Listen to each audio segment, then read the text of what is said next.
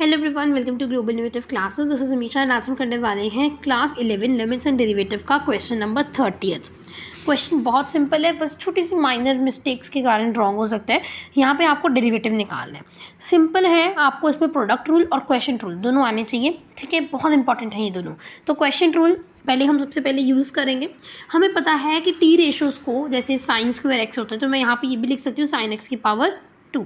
ठीक है, होल में लिख देंगे, है ना। तो आपको ये पता होना चाहिए अगर आप इस क्वेश्चन को कर रहे हैं, क्योंकि यहाँ पे मैंने साइन एन एक्स को sine x whole power n लिखा है, जो सेम ही बात होती है। ठीक है, तो यहाँ पे सबसे पहले मैंने क्या लिखा, सबसे पहले मैंने नीचे वाला जो डिनोमिनेटर वो सेम रखा, डिफ्रेंसिएशन कर दी किसकी, न्यूमिनेटर की। तो एक्स की डिफ्रेंसिएशन 1 आएगी माइनस, अब आपका न्यूमिनेटर सेम रहा, डिफ्रेंसिएशन ऑफ डिनोमिनेटर कर देंगे। डिफ्रेंसिएशन ऑफ डिनोमिनेटर में प्रोडक्ट रूल, आपका जो प्रोडक्ट रूल कह रही हूँ मतलब आपका पावर रूल यूज़ हो जाएगा। पावर रूल क्या कहता है कि जो ऊपर पावर है वो आगे आ जाएगी और 1 माइनस कर देंगे। तो आपका यहाँ पे n था, n आगे आ गया, n-1 हो गया।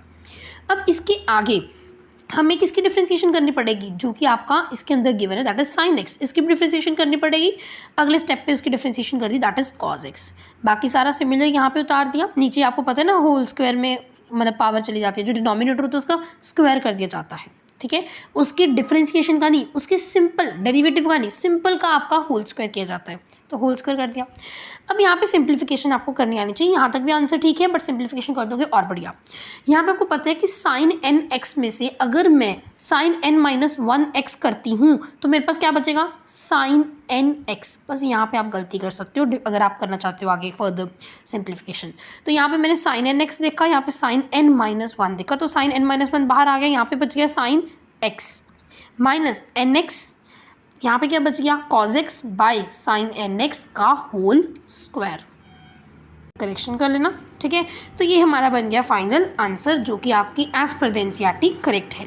क्लियर है, तो आपका ये सॉल्यूशन था। आपको दो ही बातें इसमें मेन याद रखनी है, टी रेशो को कैसे लिख सकते हैं, दूसरी बात question rule, product rule, power rule, ये तो पता ही होने चाहिए ना, और तीसरी बात ये कि आपको कैसे सिंप्लीफिकेशन करनी है। ठीक है, ऐसी और अमेजिंग वीडियोस के लिए चैनल को लाइक से सब्सक्राइब करना, अपना फीडबैक ज़रूर से बताना। Thank you for now.